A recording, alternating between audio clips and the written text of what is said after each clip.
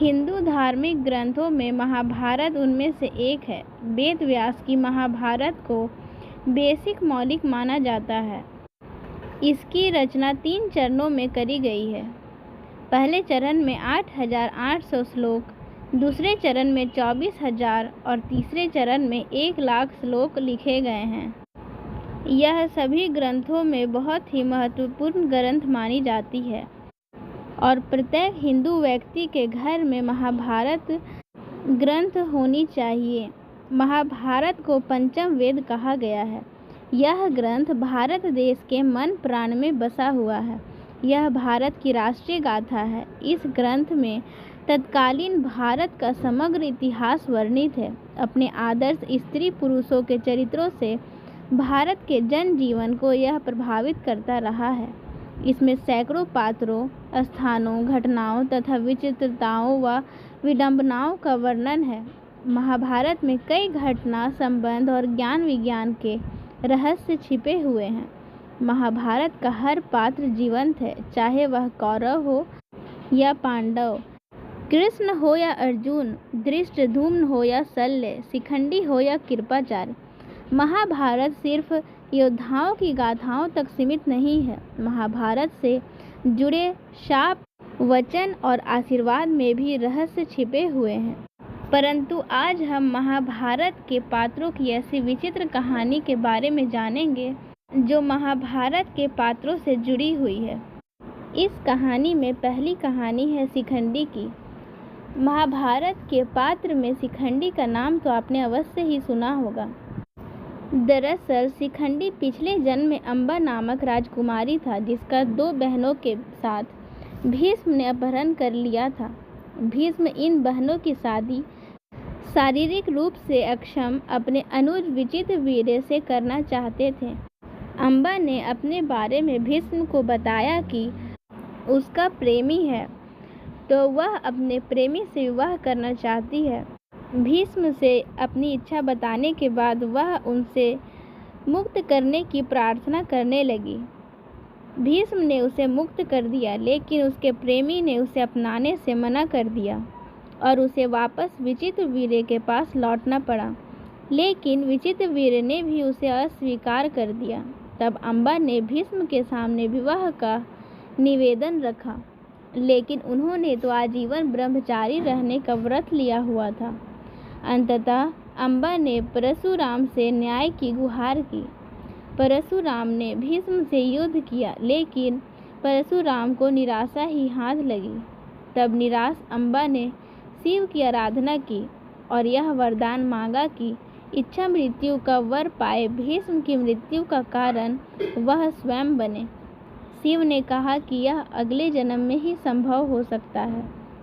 अम्बा तब मृत्यु को वरण कर लेती है। यह अम्बा ही शिखंडी के रूप में जन्म लेती है। इसी शिखंडी को कृष्ण ने अपने रथ पर आसीन किया और अर्जुन के साथ भीष्म के सामने ला खड़ा किया। भीष्म ने कृष्ण पर युद्ध धर्म की विरुद्ध आचरण करने का आरोप लगाते हुए एक स्त्री पर वार करने से मना कर अपना धनुष नीचे रख दिया। कृष्ण ने भीष्म को उत्तर दिया कि आपने हमेशा ही अपने द्वारा निर्धारित मानदंडों पर निर्णय लिया है और धर्म की अवहेलना की है। आज भी उन्हीं मानदंडों पर वे शिखंडी को स्त्री बता रहे हैं, जिसका पालन उसके पिता ने पुरुष की तरह किया है।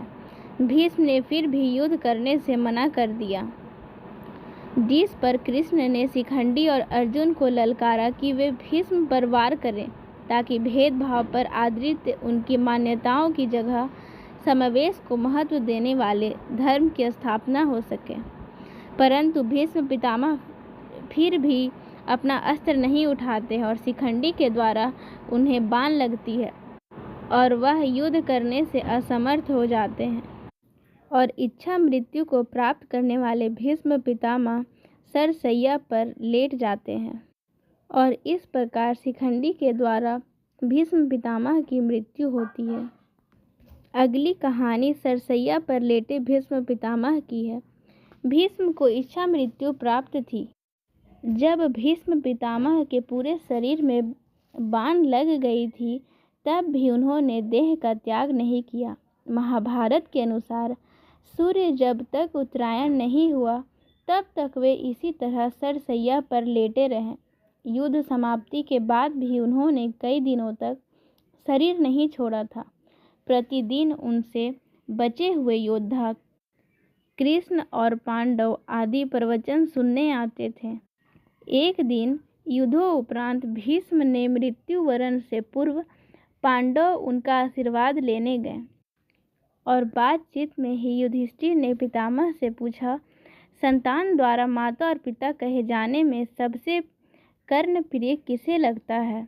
और ऐसे कई सवाल थे जिसे युधिष्ठिर ने भीष्म पितामह से पूछा। तो भीष्म ने उत्तर दिया, राजा भंगास्वन के अतिरिक्त इन प्रश्नों का उत्तर कोई नहीं जानता। उनकी अनेक अनेक पत्नियां और संतानें थीं।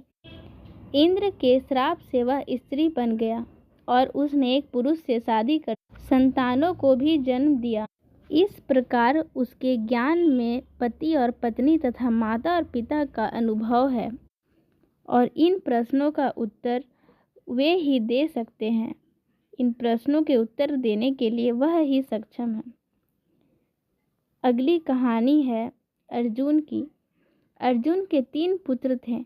द्रौपदी से जन्मे अर्जुन के पुत्र का नाम श्रुतकर्मा था। द्रौपदी के अलावा अर्जुन की सुभद्रा, उलूपी और चित्रांगदा नामक 3 और पत्नियां थीं। सुभद्रा से अभिमन्यु, उलूपी से रावण, चित्रांगदा से बब्रुवाहन नामक पुत्रों का जन्म हुआ। चित्रांगदा का बब्रुवाहन महाभारत के युद्ध में लड़ा था। कहते हैं कि अपने ही पुत्र द्वारा अर्जुन मारे गए। यह कैसे हुआ, इसके पीछे भी एक कथा है। महाभारत युद्ध समाप्त होने के बाद एक दिन महर्षि वेद व्यास और श्री कृष्ण के कहने पर पांडवों ने अश्वमेध यज्ञ करने का विचार किया। पांडवों ने शुभ मुहूर्त देखकर यज्ञ का शुभ आरंभ किया। यज्ञ के आरंभ होने के बाद नगर में एक घोड़ा छोड़ दिया गया और अर्जुन को रक्षक बना दिया गया। वह घोड़ा जहाँ भी जाता अर्जुन उसके पीछे जाता। अनेक राजाओं ने पांडवों की अधीनता स्वीकार कर ली। वहीं कुछ ने मैत्रीपूर्ण संबंधों के आधार पर पांडवों को कर देने की बात मान ली। वह घोड़ा घूमते घूमते मणिपुर जा पहुंचा। मणिपुर नरेश बब्रुवाहन ने जब सुना कि मेरे पिता आए हैं, तब वह गणमान्य नागरिकों के साथ बहुत सा धन साथ में लेकर बड़ी विनय के साथ उनके दर्शन के लिए नगर सीमा पर पहुंचा। मणिपुर नरेश को इस प्रकार आया देख अर्जुन ने धर्म का आश्रय लेकर उसका आदर नहीं किया।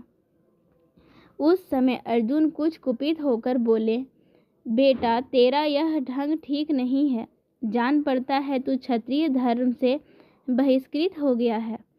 पुत्र, मैं महाराज युधिष्ठिर के यज्ञ संबंधी अश्व की रक्षा करता हुआ तेरे राज्य के भीतर आया हूँ। फिर भी तू मुझसे युद्ध क्यों नहीं करता?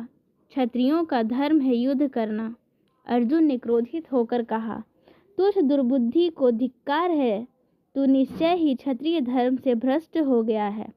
तभी तो एक स्त्री की भांति तू यहाँ युद्ध के लिए आए हुए मुझे शांतिपूर्वक साथ लेने के लिए चेष्टा कर रहा है। इस तरह अर्जुन ने अपने पुत्र को बहुत खरी खोटी सुनाई। उस समय अर्जुन की पत्नी नागकन्या उलूपी भी उस वार्तालाप को सुन रही थी। तब मनोहर अंगों वाली नागकन्या उलूपी धर्म निपुण बब्रुवाहन के पास आकर यह धर्म सम्मत बात बोली, बेटा तुम्हें विदित होना चाहिए कि मैं तुम्हारी विमाता नागकन्या उलूपी हूँ। तुम मेरी आज्ञा का पालन करो, इससे तुम्हें महान धर्म की प्राप्ति होगी। तुम्हारे पिता कुरुकुल के श्रेष्ठ वीर और युद्ध के मद से उन्मत्त रहने वाले हैं, अतः इनके साथ अवश्य युद्ध करो। ऐसा करने से ये तुम पर प्रसन्न होंगे, इसमें संशय नहीं है। यह सुनकर बब्रुवाहन ने अपने पिता अर्जुन से युद्ध करने का निश्चय किया। तब अर्जुन और बब्रुवाहन के बीच घोर युद्ध हुआ। कहते हैं कि इस युद्ध में बब्रुवाहन मूर्छित हो गए थे और अर्जुन मारे गए थे। अर्जुन के मारे जाने का समाचार सुनकर युद्ध भूमि में अर्जुन की पत्नी चित्रांगदा पहुंचकर विलाप करने लगी। वह उलूपी से कहने लगी, तुम्हारी ही आज्ञा से मेरे पुत्र बभ्रुवाहन ने अपने पिता से युद्ध किया। चित्रांगदा ने रोते हुए उलूपी से कहा कि तुम धर्म की जानकार हो, मैं तुमसे अर्जुन के प्राणों की भीख मांगती हूँ। चित्रांगदा ने उलूपी को कठोर और विनम्र दोनों ही तरह के वचन कहे। अंत में उसने कहा, तुम्ही ने मेरे बेटे को लड़ाकर उनकी जान ले ली। मेरा बेटा भले ही मारा जाए, लेकिन तुम अर्जुन को जीवित करो, अन्यथा मैं भी अपने प्राण त्याग दूंगी। इसके बाद मूर्छित बभ्रुवाहन को होश आ गया और उसने देखा कि उसकी माँ अर्जुन के पास बैठकर विलाप कर रही है और विमाता उलूपी भी पास ही खड़ी है। बभ्रुवाहन अपने पिता अर्जुन के समक्ष बैठकर विलाप करने लगे और प्रण लिया कि मैं भी इस रणभूमि पर आमरण अनशन कर अपनी देह त्याग दूंगा। पुत्र और माँ के विलाप को देखकर सुनकर उलूपी का हृदय भी पसीज गया और उसने संजीवन मणिका का स्मरण किया। नागों के जीवन की आधारभूत मणि उसके स्मरण करते ही वहां आ गई। तब उन्होंने बभ्रुवाहन से कहा, बेटा उठो, शोक मत करो, अर्जुन तुम्हारे द्वारा परास्त नहीं हुए हैं। ये मनुष्य मात्र के लिए अजय है। लो, यह दिव्य मणि अपने स्पर्श से सदा मरे हुए सर्पों को जीवित किया करती है। इसे अपने पिता की छाती पर रख दो, इसके स्पर्श होते ही वे जीवित हो जाएंगे। बभ्रुवाहन ने ऐसा ही किया। अर्जुन देर तक सोने के बाद जागे हुए मनुष्य की भांति जीवित हो उठे। फिर उन्होंने अश्वमेघ का घोड़ा अर्जुन को लौटा दिया और अपनी माताओं चित्रांगदा और उलूपी के साथ युधिष्ठिर के अश्वमेघ यज्ञ में शामिल हुई। इसके बाद कहानी है अर्जुन कैसे मिले उलूपी से। अर्जुन की चौथी पत्नी का नाम जलपरी नाग कन्या उलूपी था। उन्हीं ने अर्जुन को जल में हानि रहित रहने का वरदान दिया था। महाभारत युद्ध में अपने गुरु भीष्म पितामह को मारने के बाद ब्रह्मपुत्र से शापित होने के बाद उलूपी ने ही अर्जुन को शाप मुक्त भी किया था और अपने सौतेले पुत्र बभ्रुवाहन के हाथों मारे जाने पर उलूपी ने ही अर्जुन को पुनः जीवित भी कर दिया था। विष्णु पुराण के अनुसार अर्जुन से उलूपी ने इरावन नामक पुत्र को जन्म दिया था। इसी इरावन को भारत के सभी हिजड़े अपना देवता मानते हैं। उलूपी अर्जुन के सदैह स्वगारोहण के समय तक उनके साथ थी। माना जाता है कि द्रौपदी, जो पांचों पांडवों की पत्नी थी, वह एक साल के समय अंतराल के लिए हर पांडव के साथ रहती थी। उस समय किसी दूसरे पांडवों को द्रौपदी के आवास में घुसने की अनुमति नहीं थी। इस नियम को तोड़ने वाले को 1 साल तक देश से बाहर रहने का दंड था। अर्जुन और द्रौपदी की 1 वर्ष की अवधि अभी अभी समाप्त हुई थी और द्रौपदी युधिष्ठिर के साथ का 1 वर्ष का समय शुरू हुआ था। अर्जुन भूलवश द्रौपदी के आवास पर ही अपना तीर धनुष भूल आए थे, पर किसी दुष्ट से ब्राह्मण के पशुओं की रक्षा के लिए उन्हें उसी समय इसकी जरूरत पड़ी। अतः क्षत्रिय धर्म का पालन करने के लिए तीर धनुष लेने के लिए नियम तोड़ते हुए वह द्रौपदी के निवास में घुस गए। बाद में इसके दंड स्वरूप वे 1 साल के लिए राज्य से बाहर चले गए। इसी दौरान अर्जुन की मुलाकात उलूपी से हुई और वह अर्जुन पर मोहित हो गई। दोनों ने विवाह किया और 1 वर्ष तक साथ रहने के बाद अर्जुन पुनः अपने राज्य लौट आए। इसके बाद की कहानी है विचित्र जन्म कथाएं। धृतराष्ट्र, पांडु, विदुर, द्रौपदी, धृष्टद्युम्न, कृपाचार्य, कृपि, द्रोणाचार्य के अलावा कौरवों, पांडवों और कर्ण की जन्म कथाएं भी विचित्र ही है। एक और जहाँ कुंती ने देवताओं का आवाहन कर कर्ण सहित 4 पुत्रों को जन्म दिया, वहीं माद्री ने भी अश्विन कुमारों का आवाहन कर नकुल और सहदेव को जन्म दिया। दूसरी ओर गांधारी के 100 पुत्रों की जन्म कथाएं भी रोचक है, जिन्हें एक कुंभ में जन्म लेना पड़ा, जो बाद में कौरव कहलाए। विचित्र वीर्य की 2 पत्नियां अंबिका और अंबालिका थी, दोनों को कोई पुत्र नहीं हो रहा था, तो सत्यवती के पुत्र वेद व्यास माता की आज्ञा मानकर बोले, माता आप उन दोनों रानियों से कह दीजिए कि वे मेरे सामने निर्वस्त्र होकर गुजरे, जिससे कि उनको गर्भ धारण होगा। सबसे पहले बड़ी रानी अंबिका और फिर छोटी रानी अंबालिका गई, पर अंबिका ने उनके तेज से डर कर अपने नेत्र बंद कर लिए, जबकि अंबालिका वेद व्यास को देखकर भय से पीली पड़ गई। वेद व्यास लौटकर माता से बोले, माता अंबिका को बड़ा तेजस्वी पुत्र होगा, परंतु नेत्र बंद करने के दोष के कारण वह अंधा होगा, जबकि अंबालिका के गर्भ से पांडु रोग से ग्रसित पुत्र पैदा होगा। यह जानकर के माता सत्यवती ने बड़ी रानी अंबिका को पुनः वेद व्यास के पास जाने का आदेश दिया। इस बार बड़ी रानी ने स्वयं न जाकर अपनी दासी को वेद व्यास के पास भेज दिया। दासी बिना किसी संकोच के वेद व्यास के सामने से गुजरी। इस बार वेद व्यास ने माता सत्यवती के पास आकर कहा, माते, इस दासी के गर्भ से वेद वेदांत में पारंगत अत्यंत नीतिवान पुत्र उत्पन्न होगा। इतना कहकर वेद व्यास तपस्या करने चले गए और कौरवों का जन्म भी वेद व्यास की कृपा से ही हुआ था। इसके बाद अगली कहानी है अश्वत्थामा की। महाभारत के युद्ध में अश्वत्थामा ने ब्रह्मास्त्र छोड़ दिया था, जिसके चलते लाखों लोग मारे गए थे। अश्वत्थामा के इस कृत्य से कृष्ण बहुत क्रोधित हो गए थे और उन्होंने अश्वत्थामा को शाप दिया था कि तू इतने वधों का पाप ढोता हुआ 3000 वर्ष तक निर्जन स्थानों में भटकता रहेगा। तेरे शरीर से सदैव रक्त की दुर्गंध निःसृत होती रहेगी। तू अनेक रोगों से पीड़ित रहेगा। व्यास ने श्री कृष्ण के वचनों का अनुमोदन किया। कहते हैं कि अश्वत्थामा इस शाप के बाद रेगिस्तानी इलाकों में चला गया था और वहां रहने लगा था। कुछ लोग मानते हैं कि वह अरब चला गया था। उत्तर प्रदेश में प्रचलित मान्यता के अनुसार अरब में उसने कृष्ण और पांडवों के धर्म को नष्ट करने की प्रतिज्ञा ली थी। हालांकि भारत के लोग दावा करते हैं कि अमुक जगहों पर अश्वत्थामा आता रहता है। साथ ही अश्वत्थामा को चिरंजीवी माना जाता है, जो आज भी इस धरती पर जिंदा हैं और कहीं न कहीं अवश्य हैं। भगवान कृष्ण ने महाभारत युद्ध के दौरान अर्जुन को गीता का उपदेश दिया। अर्जुन इंद्र के पुत्र थे, लेकिन कहलाते थे पांडु पुत्र। उनकी माता का नाम कुंती था। कुंती पांडु की ज्येष्ठ पत्नी वासुदेव कृष्ण की बुआ थी। अर्जुन कुंती के तीसरे पुत्र थे, जो देवताओं के राजा इंद्र से हुए। प्रत्येक काल में अलग अलग इंद्र हुए। अर्जुन द्रोणाचार्य के प्रिय शिष्य और कृष्ण के प्रिय मित्र थे। स्वयंवर में द्रौपदी को जीतने वाले लक्ष्य भेदी के रूप में तो अर्जुन की ख्याति है ही। द्रौपदी भी अर्जुन की पत्नी थी।